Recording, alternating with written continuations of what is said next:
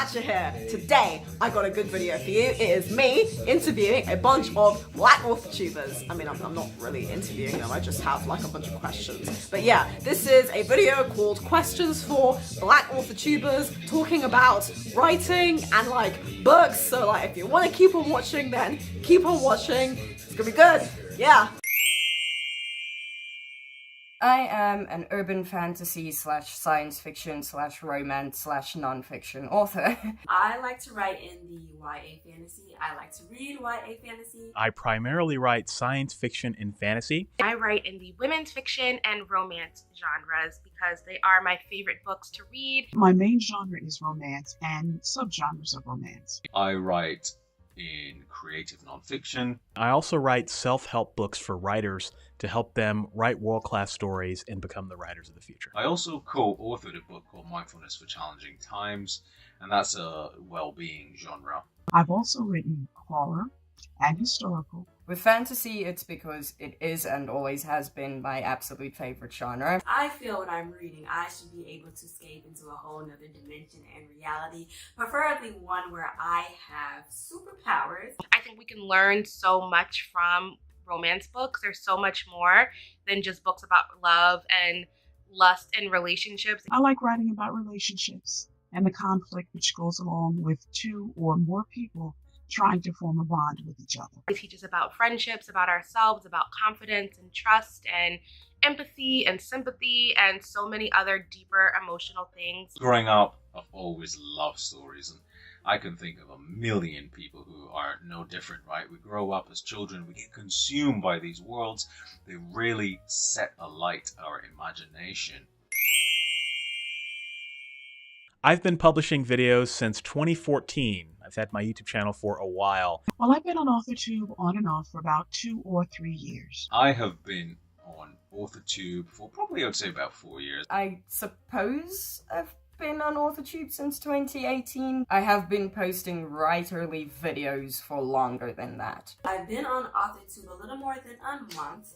It'll be 2 months at the end of this month. I've been aware of Authortube for probably the last 2 years, and it's helped my writing so much, just knowing that there are so many other authors, especially women authors, who are going through the same things I am. It has led to endless amounts of opportunities. I even got an interview on the Creative Pen podcast because Joanna Penn one day happened to see some of my YouTube videos and wanted to talk to me about video production. I do enjoy meeting and working with other Authortubers. I like to share things about the content of my work. Writing is usually a solo pursuit, but Authortube and Authortube videos lets me peek into the lives of other writers. I've definitely been networking with various people on Authortube.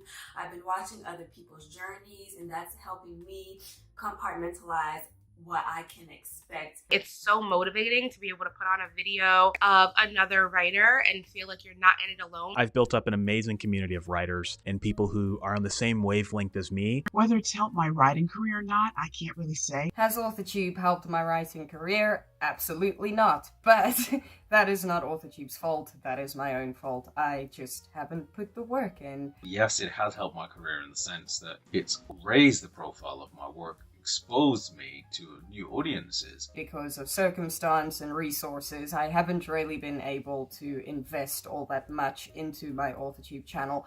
I would like to start doing that in future. When I first published my YouTube channel, I had no idea in a million years that anyone would ever want to watch. It's amazing when you put your ideas out there into the universe, sometimes those ideas come back.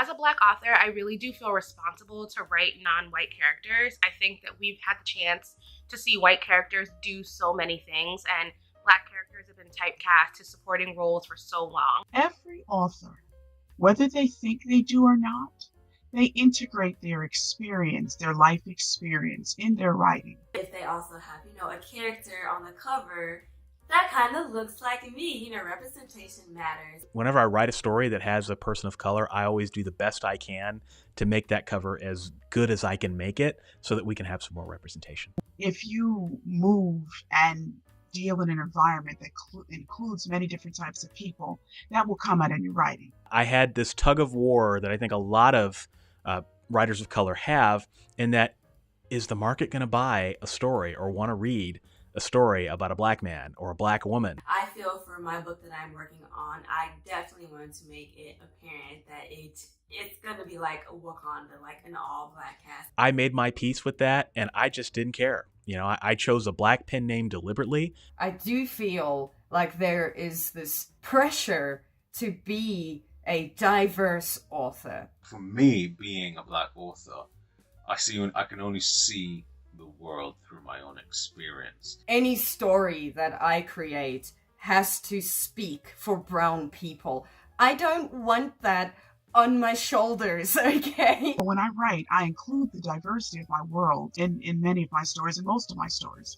I don't do this in a conscious way. It's just much of what I write reflects what I see every day. I think it's probably valid that everybody only sees the world through their own experience, whichever race they come from. I always want to make sure that I'm representing all shades and shapes and sizes in my work because that's what's important to me as a woman, as a black woman, and as a reader. And sometimes it can just open your world to a whole new thing when you see someone who looks like you, sounds like you, is from your area, and they're making books with, characters in mind that are like similar to you. I chose that I'm going to be honest to myself and honest to my experience by writing stories that I believe in. Is the author black?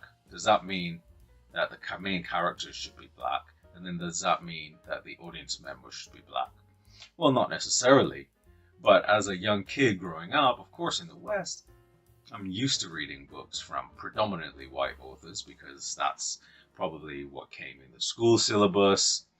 And of course, that's where a lot of the mainstream best-selling authors were. A black author can't just be a fantasy writer. No, they have to be a diverse, own voices fantasy writer. What if I don't want to be a diverse, own voices fantasy writer? What if I want the same level of objectivity as every other white fantasy author out there? Yes, there is a kind of question there as to whether this will appeal to the widest audience, who's going to shun it and who won't.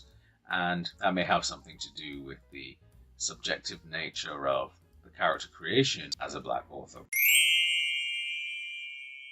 Oh my god, you're a writer? Like, what do you write for? Like, magazines? Like, Netflix? That's so cool. Wow, that's cool. How long will it take you to become a writer? The quiet smile, but then, haha, that guy, that's funny. This guy wants to be a writer. So, like, what do you write about? Do you write, like, about celebrities and, like, Starbucks and Netflix? I think they're a little bit kind of embarrassed almost because for so long there's been such a stigma around romance. It's like the books at the back of the bookstore that you don't want anyone to see you picking up that lusty cover.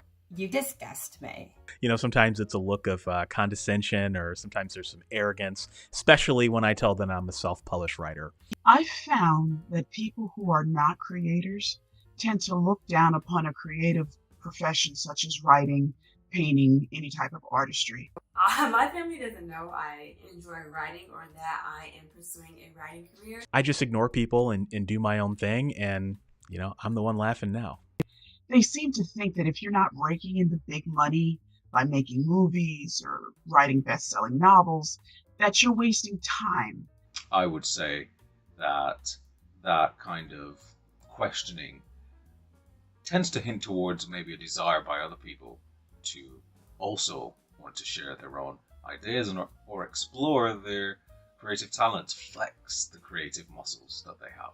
The people who do know are a friend from high school and college and my fiance. And they're very supportive. They help me with the dialogue. They help me map out my story. And now people are excited and they are mostly just curious about what that means, what my creative process looks like, what it means to be a black author. And whether we as creators are making money or not, a true artist keeps on creating no matter what. I've published books as well. Come back! My favorite thing about being a writer is being able to create any type of world I desire. I love the creative challenge of dreaming up new worlds or thinking of a metaphor to explain something. It is a special gift, I believe, to be able to express yourself and your ideas through the written word, to convey your thoughts and feelings to other people. I love the ideas that I have. I love the characters that I've created and the stories that I either have developed or that I am developing. Just looking at these works and being like, but I made that is one of the most incredible feelings ever. Having the final product out and ready to be able to give to the people so they can consume. I just love the fact that I have the freedom to write whatever I want to write, and readers all over the world can pick up my books and they can vote on whether they want to buy it. And it just happens that more often than not, I write a book that a lot of people like and want to buy. And so that's amazingly freeing. Having a chance to put my creativity someplace to make up the stories that I've had in my head for so long but have never seen anyone else put on the page. I think anyone who's grown up loving to read probably has stories that they wish they could have read, and you get to a point when you're a writer when you realize you just have to write it yourself. As for least favorite thing, the amount of work that goes into it, actually. Getting what I am thinking from my head into concrete form in like a text format or like in a notebook is a little bit hard for me. Having to have the discipline to write when you're not feeling inspired. Writing a whole load of content, getting a whole load of ideas and words down, and getting to a point and then going, oh, that was crap, I need to start over. I think everyone has this idea that when you're a writer, you're going to wake up every day and like make your coffee, light a candle, and just the words pour out. But sometimes you sit down and it takes you an hour just to write 500 words and they're not even good. Certainly the length of time it takes to see success. I can tell you that my first 5 to 6 years sucked. I spent a lot of money into the profession, way too much money in terms of building my skills, buying books, courses, things that would help me publish, not to mention the fact that it's expensive to publish a book and it's tough to market, and there's so much you have to learn that I think a lot of people get really scared and they're surprised at how long it truly takes to be successful as an author. That kind of nagging feeling of, am I wasting my time here? Many people think that if you're not making money, then you're wasting your time. Believe me, all aspiring writers, artists, whatever, the time spent doing what you love is never wasted time. Some of the advice I have for aspiring authors is that it's all about the journey, not about the destination. Writing is really isolated, and the more that you can add community to your writing, people who you can bounce ideas off of, share your work with, read their work, it's going to help you so much. Aspire to be like other writers who you love. And I would say take note of their process. I think the most important piece of advice here would be don't come to me for advice because I don't know what I'm doing. Your biggest enemy in this endeavor is self-doubt. And I think a lot of writers, especially people like me who are very sensitive, you get so nervous to share your work with the world or other people because you don't want to be judged, you don't want to be overly critiqued, and you have so much joy and love for your work that you want to keep it safe. But the safest thing that you can do is to give your story to someone else so they can help you grow and improve it and better it so you can achieve your writing goals. Your biggest enemy is yourself. You're going to constantly be at war about whether what you're doing is the right thing and whether you're on the right path. I think a lot of people think like, oh, writing is easy. I do that every day because they sit on Facebook typing like these long rants and then they think they're writers. It is a skill and you have to learn how to perform that skill. Learn to expand into the work as you're doing it rather than let the work constrain and constrict you. So you do the expansion.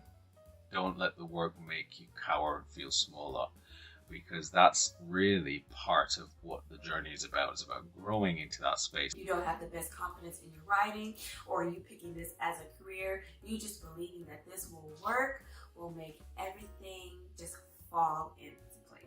Get therapy if you need to get therapy. All of us, we have some issues that we're dealing with as writers. That's what makes our writing so good. But we also have to do that work on ourselves emotionally and spiritually so that we're centered and that we're coming from a good place. And that the sooner you can do that as an aspiring writer, the sooner you can center yourself and truly understand who you are and why you do this, it's gonna pay off dividends for you in the future. So my advice to aspiring authors is to keep a notebook or a notes app on your phone handy at all times. Write out any and all ideas you have, even if it's 1 or 2 words. You'll use them in some way, shape, or form someday. I promise you that, if you keep writing. Thank you, Serena. So I hope you enjoyed that video. I enjoyed it. I thought it was great. All of the links to the Authortubers are below, so if you want to check them out, then do it. Next week, I'm going to be bringing you a video where I'm basically doing the same thing, but with British Authortubers. So if you want to like check that out, then like check it out because it's going to be cool. You can also like my video and subscribe to my channel. That is a really good way to stay updated. Generic YouTuber stuff. Yeah.